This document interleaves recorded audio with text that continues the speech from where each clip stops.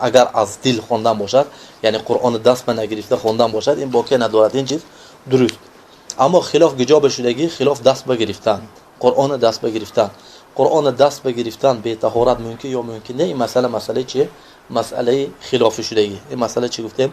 مسئله خلاف شدگی بین اهل علم. یعنی عموما یعنی بعضی اهل علم میگن که قرآن انسانی که مثلا به طهارت به دست گرفتن ممکن نه. قرآن چی؟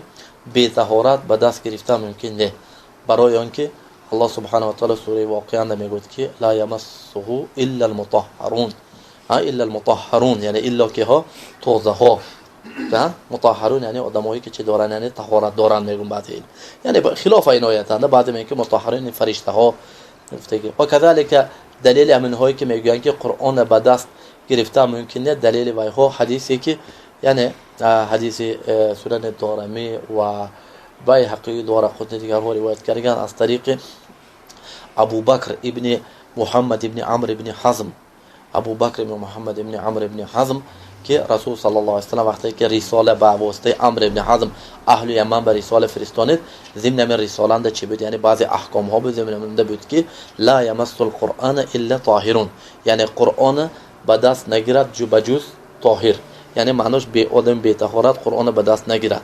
فهمید همین خیلی؟ بعضی اهل میگفتن که این حدیث ضعیف. علی کل این مسئله اختلاف، لیکن یعنی از روی احتیاط باید که چی قرآن به طهارت به دست نگیرند، باید که یعنی چی دائم به طهارت باشند از وقتی که قرآن به دست میگیرند.